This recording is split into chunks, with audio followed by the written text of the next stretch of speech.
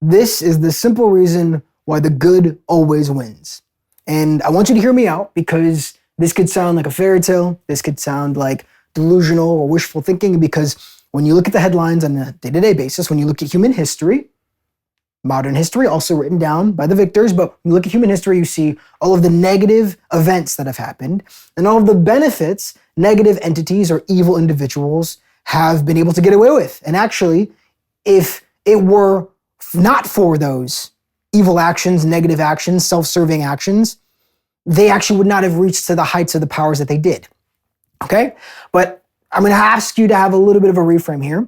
For the first reframe is to expand your awareness or expand the timeline. Because if you look at it from an 100-year, even 1,000-year windows at a time, a few thousand-year windows at a time, it could seem like actually evil wins.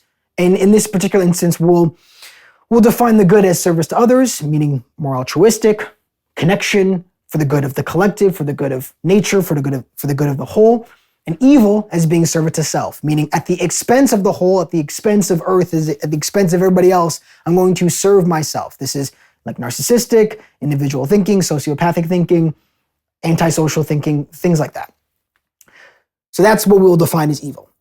So self-serving is actually not beneficial in the long run because inherently the good is sustainable and evil is unsustainable. And again, I know that seems unlikely because again, you see the headlines, you see all the conflicts and you see the people in the positions of power getting to the top, right? But we need to really again think about longevity wise. Do empires not rise and fall? Even relative to, say, indigenous cultures, which have been sustained for tens of thousands of years, shamanic cultures and indigenous cultures that have sustained themselves and live off the environment in a holistic fashion, because there is a connection with the earth. There's a connection with others. Not saying they're perfect, not saying that indigenous cultures don't have violence, but compared to empires, it is not even a competition, okay? Empires are the epitome or the poster child for service to self-orientation, meaning that at the expense of the world around us, nature, peoples, alternative civilizations, they will not be our enemy because we're going to use them to self-serve our empire, our civilization. And then within that civilization, you would then have the same process happening. No honor amongst thieves, meaning that once the empire, you're seeing this in the United States and you see this in empires that fall, you see it in Rome, once the empire can no longer externalize, right, the gains, go to other places to take from them, they start taking from their own people. And you see income inequality happening within the empire. And this is again happening in the United States, this is happening in the Western world. Because there's no honor amongst thieves, the snake starts eating its own tail, the leopard starts eating its own face, okay? And this is the point why evil never prevails, or service to self never prevails, because it is self-destructive. As long as you have people to take from externally, then you can keep it going. But it's only sustainable. It's not self-sustaining. It's sustainable on the energy of other people, of the external people around you, energies around you, environment around you. But eventually that parasitic dynamic, because it's a parasite, right? That parasitic dynamic, you run out of people to take from. Or those people turn on you, or the nature turns on you and overcomes you, because the will of the whole will always overcome the will of the part. Again, thinking about this, if you are operating from a frame of everybody or as many people as possible benefit from my actions, you will inherently have a more sustainable model. This is why people who tell the truth, businesses who tell the truth, actually flourish in the long run. People who operate in a win-win scenario as opposed to win-lose, zero-sum game, win-win always will be more sustainable, okay? And it's only when those businesses, those empires, those individuals, even if they start off win-win, when they start going to win-lose, they start trying to subvert, they start trying to lie, deceive, manipulate, hide certain aspects of what they're selling or what they're providing in the deal, or sneakily taking without the other person knowing, or overtly taking without people knowing, that model will eventually destroy itself because it is not true and it is not inherently sustainable. Only things that are true, coherent, unified, will persist over long periods of time. I'm talking hundreds of thousands of years. I'm talking the baseline of reality. The baseline of reality is truth, is coherence, is logic. Because for lies to exist, for evil to exist, to self-serve to exist, you need the whole. The whole does not need evil. The good does not need evil. But the evil needs good to exist because it is the privation, it is the lacking of, it is the negation of the good. That is what evil is. That is what service to self is.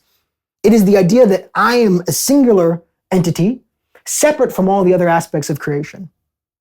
And you require there to be some form of connection, some form of unity to take from the whole. But eventually that becomes unsustainable, always, inevitably, forever.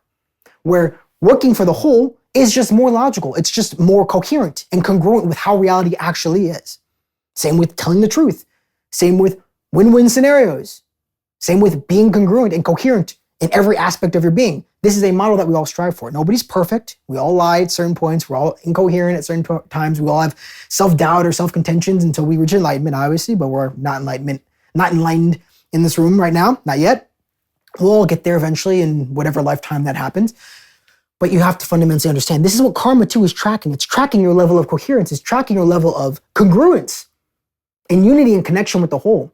And if you serve yourself at the expense of others, the chickens will come home to roost inevitably. It is like gravity. It is not like somebody else externally has to punish you or you deserve it or they have a ledger. It is literally in your body, just like how you don't need to have an external source of or an external judge to say, oh, how many calories or how many vegetable oils have you eaten? How much sugar have you consumed?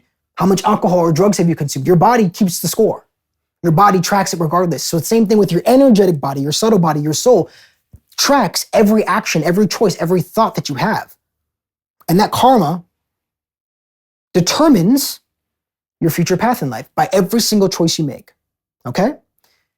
So whether the chickens come home to roost in this incarnation for people like maybe like Netanyahu, Donald Trump, Putin, those people come to mind, Genghis Khan back in the day, Rasputin, et cetera, all the negative entities that we deem that are most popular, but obviously there's many more, millions and millions more that we don't know about, that are not super popular, that are A-listers. Whether it's this lifetime or the next, it doesn't matter. The chickens will come home to roost because it's like the law of thermodynamics. It is the law of gravity. It is inevitable. It's speed of light. It's going to happen. Inherently by design, because again, there's no honor amongst thieves. The thieves steal from other people, and then eventually they run out of things to steal, or the people figure it out and they don't let them steal anymore, or they attack them and they go to jail or they die. And then the thieves start turning on each other, and then the thief turns on himself. This is why people who are service to self, they have either some kind of drug problem, some kind of mental problem, mental deviation, mental distortions. They treat themselves poorly, they treat others around them poorly, or at the very least, even if they treat themselves perfectly, they feel disconnected because at the end of the day, what we're truly all searching for is a connection, because that is the fundamental bedrock of reality, of existence, is we're all part of the same whole, we're all unified, we're all connected. And even those people who seem like they're hurting others, and I mean, they are hurting others, but it seems like they don't care about what other people think about them, they just like to use people, that's a distorted form of connection, right? You can make love, or you can use coercion to make love. You already know what that word is, right? Rhymes with grape. That would be the service of self, right? And inherent in that is a separation, and it is a hole that cannot be filled. It is emptiness. It is suffering. Where love and connection and unity, joy, peace, that is through interacting with other people, giving, sharing with others. And there's this natural reciprocation. It is self-sustaining. It is inherently expansive and abundant. Where when you take from others or harm others, or having stealing and lying, cheating, this is a scarcity mindset. This is a fear-ridden activity, action, behavior, rooted in insecurity, self-doubt, and fear. So that's why the good always wins in the end, because that is what perpetuates reality, existence itself. Reality could not exist if everyone was service to self, serving themselves. Reality would collapse on itself. Does not have enough energy. And if there was never anyone serving themselves and it was just unity, love, connection, it could sustain itself. Period. So the good does not need the evil needs the good to exist. Lies need truth to exist. Truth does not need lies to exist. The truth is the truth regardless of the lying. Lying or lies on people believing in a truth or believing in the concept of truth and using that to manipulate others or to distort the truth for their own selfish gain. Things to ponder, things to think about. If you resonated with the message, I appreciate you. Subscribe, and I'll see you in the next video tomorrow.